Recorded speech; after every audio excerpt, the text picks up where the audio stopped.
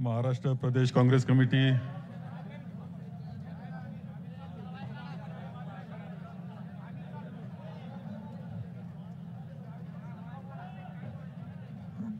काय नाही थोडं उठू नका प्लीज, जागा सोडू नका.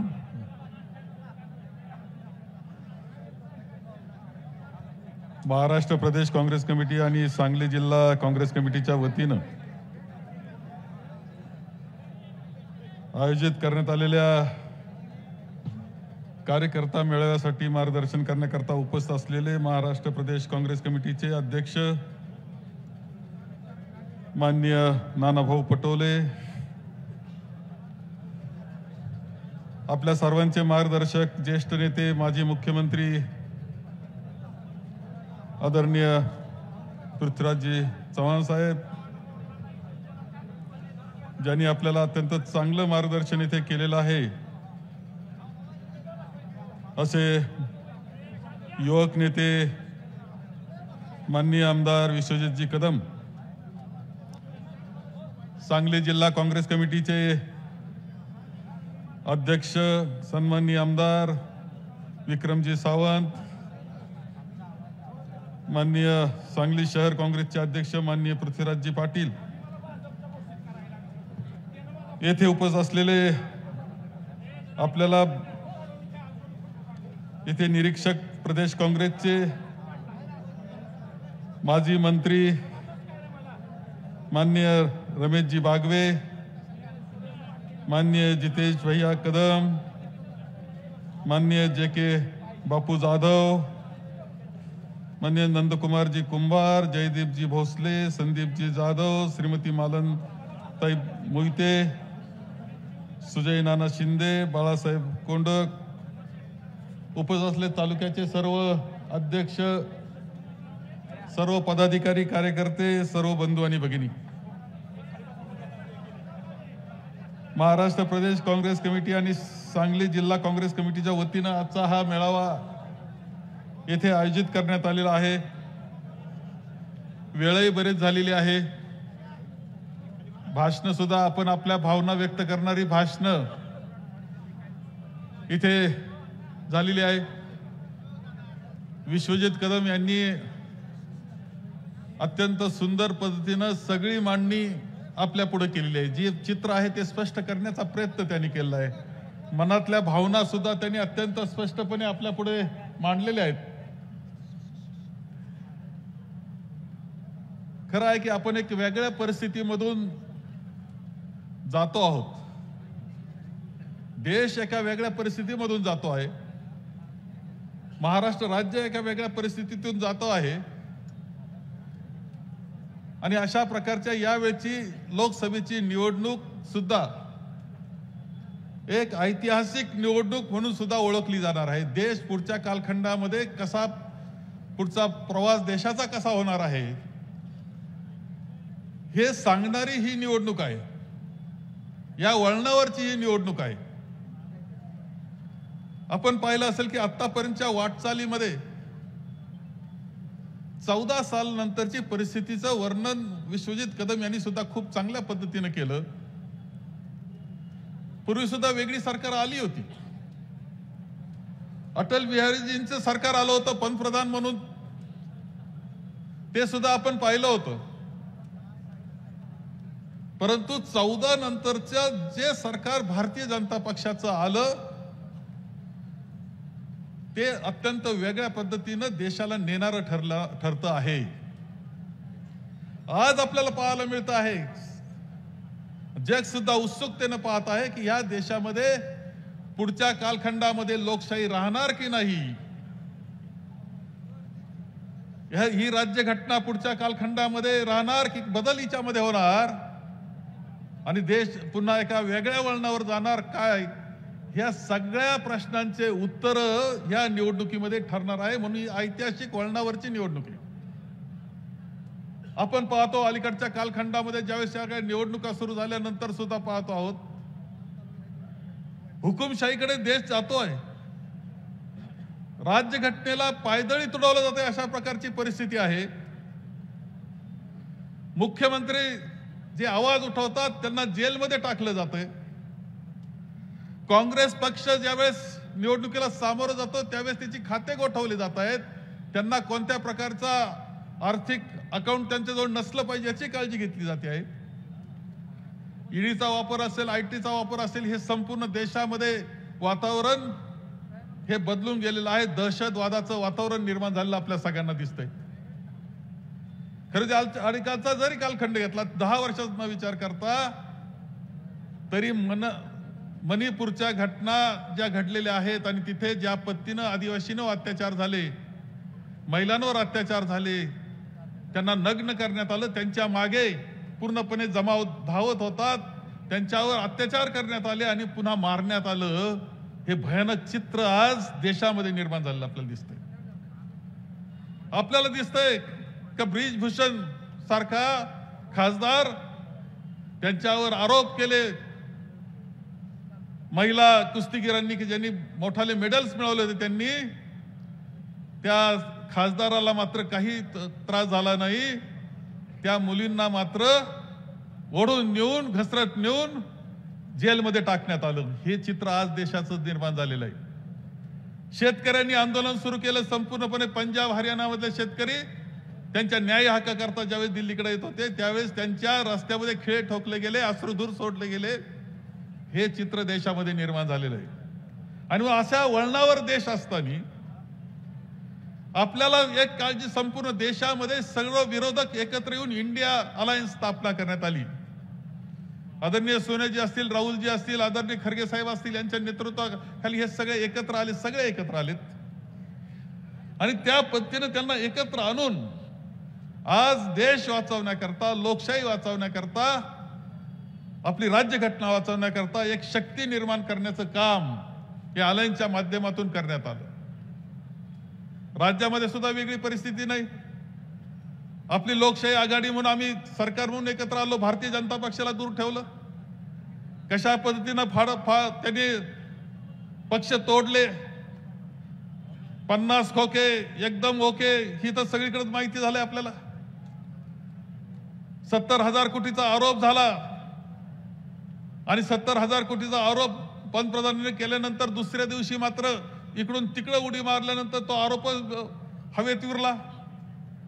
सरकार स्थापन करण्याकरता भ्रष्ट पद्धतीचा मार्गाचा अवलंब भारतीय जनता पक्ष या राज्यामध्ये करतोय. याच्या बाबतीत सुद्धा पूर्ण नाराजी ही या राज्यामध्ये आहे. आणि म्हणून इथे सुद्धा लोकशाही आपली महाविकास आघाडीची स्थापना झाली. सरकार म्हणून काम केलंच, परंतु पुढे ती राहिली पाहिजे असा हा प्रयत्न केला.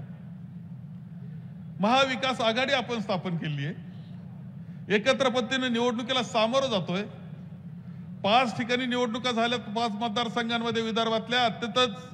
अत्यंत चांगल्या प्रकारचा निर्णय, विशेषतः काँग्रेसच्या जागा तिथं आहेत. आणि नानाभाऊचा निर्णय असा दिसणार की कदाचित सगळ्या जागा, तुम्हाला आश्चर्य वाटेल ना, सगळ्या जागा काँग्रेसच्या येणार अशा प्रकारचं चित्र तिथं निर्माण झालेलं आहे. आता उद्या परवा पुन्हा निवडणूक आहे. तिथे सुद्धा आता प्रचाराची फैरी आता शेवट थांबलेली आहे. परंतु तिथे सुद्धा एक वातावरण काँग्रेस करता अनुकूल, आघाडी करता अनुकूल झालेलं आहे. आपल्या कोणत्या पद्धतीनं भारतीय जनता पक्षाला देशाच्या पातळीला रोखायचं आणि राज्याच्या पातळीला रोखायचं हे सूत्र ठेवून आपण काम करतो आहोत, ही वस्तुस्थिती आहे. आणि ज्या वेळेस आम्ही राज्य म्हणून हे सगळं नियोजन 48 जागांचं करत होतो त्यावेळेस एकत्र बसणं साहजिक आहे की 3 पक्ष एकत्र, मित्र पक्ष होते पण त्यांचा विषय नाही, 3च पक्षांचा विषय झाला. मित्र पक्ष मदतीला, 3 पक्षांच्या जागा वाटपाचा हा विषय होता. आणि जागा वाटप करत असताना हे सोपं काम नव्हतं. पहिल्या 30 जागा समजा सहज गेल्या, पण नंतरच्या 18 जागा, 18 वरून 5-6 जागा, नंतरच्या 2-3 जागा आणि नंतर मात्र 1-2च जागा त्याच्यामध्ये सांगली. किती तेव्हा पहिल्या फिरीत 30 जागांनी जो पहिल्या जवळजवळ 45 जागांचा विषय मिटला. राहिल्या 3 जागावर 3 महिने गेले. एक वस्तुस्थिती तुम्हाला सांगतो. रात्री 12-12, 1-1, 2-2 वाजेपर्यंत चर्चा चालल्या. सतत तुमचा दबाव आम्हाला तर दोन्ही बाजूला प्रेशर होतं की एका बाजूला तिकडून प्रेशर का आम्हाला ही जागा पाहिजे बा. त्यांचे 14 खासदार पूर्वी निवडून आलेले शिवसेनेचे आपली अवस्था कठीण होती ही खरं आहे. यांचे सुद्धा राष्ट्रवादीचे खासदार सुद्धा संख्या मोठी निवडून आली आहे. या सगळ्या याच्यामध्ये चर्चा जी करावी लागत होती ती चर्चा एक एक जागेकरता घासून घुसून करीत असताना 3-4 जागांवर खूप कठीण परिस्थितीतून अडचणीतून आम्ही गेलो. तुमचा दबाव काही कमी नव्हता आमच्यावर. सांगलीचा दबाव होता की ही जागा हक्काची आहे. त्यांचं म्हणणं होतं की आम्ही कोल्हापूरची जागा जी आमची होती, खासदार आमचा होता, ती आमची सोडलेली, तर आम्हाला ही जागा पाहिजे. आम्ही म्हणायचो की ही आमची पारंपरिक जागा आहे. तुम्ही टीव्हीवर काय ऐकलं असेल आमचं ते शब्द परत सांगितले पाहिजे असं नाही. तुमचंही पाठ झाले आम्ही काय काय बोलतो. किती घासाघीस, किती ताण तणाव.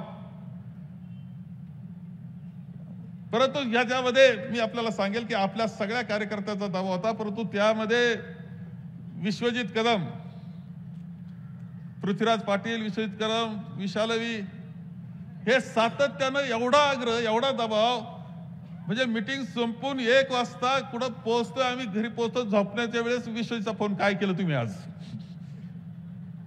दिल्लीला किती चक्र मारल्या मला माहित नाही, तुम्ही अध्यक्ष असायचेच बरोबर.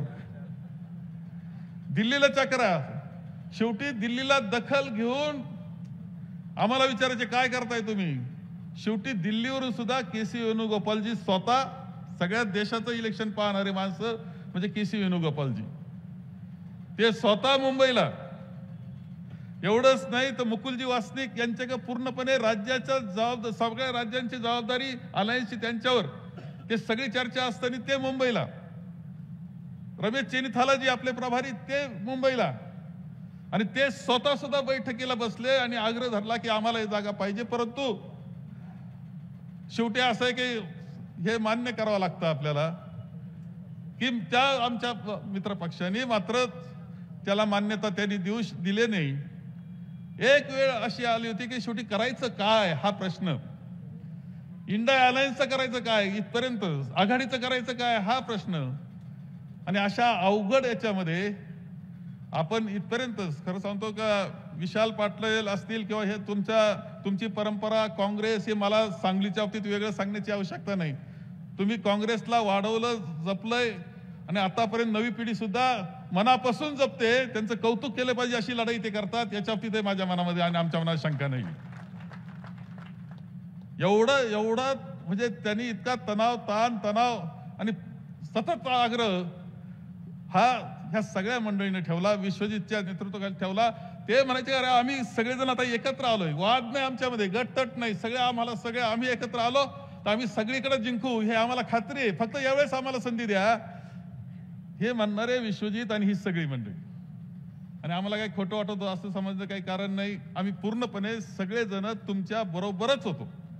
एवढंच नाही तर विशाल पाटलांना नंतर काय पाहिजे ते घ्या, इथपर्यंत कोणता कोठा, शिवसेनेच्या कोठातून नको, चला आपला कोठा, इथपर्यंत सगळ्या प्रकारचा आग्रह हा आम्ही केला. ही वस्तुस्थिती आहे.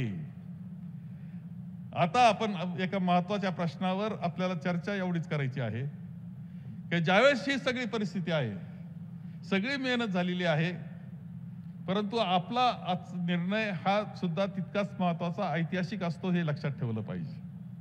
त्याची नोंद असते. कशा पद्धतीनं तुम्ही त्या कालखंडामध्ये काम केलं, कशा पद्धतीनं वागले, हे ठरवणारा अशा प्रकारचा निर्णय असतो. इतिहासात त्याची नोंद होत असते. आपण आघाडी म्हणून, इंडिया अलायन्स म्हणून आहेत, अनेक ठिकाणी अडचणी झालेल्या आहेत. तुम्हाला सांगतो, इथं नाहीये, अनेक राज्यांमध्ये काँग्रेसला अशा अडचणीला सामोरं जावं लागलं. शेवटी त्यांना इंडिया अलायन्स हे सगळ्यांना बरोबर घेऊन जायचं होतं. थोडंफार अडचण आली तरी हरकत नाही, आपल्याला कमीपणा आला हरकत नाही, परंतु आपल्याला सगळ्यांना बरोबरच न्यायचं, या हेतून संपूर्ण देशामध्ये सुद्धा खूप ठिकाणी आपण बरोबर लोकांना घेतलेलं आहे. आणि तशी परिस्थिती इथे आलेली आहे. आजही दिल्लीची भावना, आजही राज्यातल्या आमच्या सगळ्यांची भावना ही तुमच्या वेदना, दुःख माहिती असणारे आहेत. ही वस्तुस्थिती तुम्हाला या निमित्तानं सांगतोय. पूर्णपणे माहिती आहे सगळ्यांना. पूर्णपणे दिल्ली स्वतः सोनियाजींना माहिती आहे, राहुलजींना माहिती आहे, प्रियंकाजींना माहिती आहे, खरगे साहेबांना माहिती आहे, सगळ्यांना माहिती आहे की सांगली. तुम्ही त्यांना विचारलं का देशामध्ये सगळ्यात जास्त तणाव, तुम्हाला ताण कोणत्या यानं दिला, ते सांगतील सांगलीनं दिला. ही भावना आहे, खरं सांगतो, ही भावना आहे. परंतु ज्यावेळेस आपल्याला ऐतिहासिक अशा पद्धतीच्या निर्णयाची वेळ येते, त्यावेळेस काल सुद्धा मांडलं राहुलजी काल बोलले, ज्यावेळेस येते त्यावेळेस तुम्ही किती कसे वागले याला महत्व आहे असं माझं मत आहे. आघाडी म्हणून आता उरलेल्या 43 जागांच्या निवडणुका चालू आहेत. सगळे पक्ष फिरतायत. आपणही शिवसेनेच्या उमेदवारांकरता जात असतो, ते आपल्या निर्णया उमेदवारांकरता येतात. पवार साहेब तर आता सगळीकडे फिरतायत आणि ताकद देण्याचं काम करतायत. शेवटी कशा करता करतोय आपण? त्याचा उद्देश एकच आहे शेवटी, की राज्यामधून आणि देशामधून भारतीय जनता पक्षाला हद्दपार करणे ह्या उद्देशाने सगळे लढत असतील तर माझ्या मते त्यामध्ये आपलाही सहभाग असला पाहिजे आणि त्याकरता आघाडी म्हणून आपण सगळ्यांनी साथ द्यावी एवढीच विनंती करतो आणि माझे 2 शब्द संपवतो. देश विदेशातील प्रत्येक घडामोडींचे लाईव्ह अपडेट मिळवण्यासाठी आता साम टीव्हीच्या सर्व सोशल मीडिया प्लॅटफॉर्मला लाईक, फॉलो आणि सबस्क्राईब करा. तसंच सर्व नोटिफिकेशनसाठी बेल आयकॉन प्रेस करायला विसरू नका.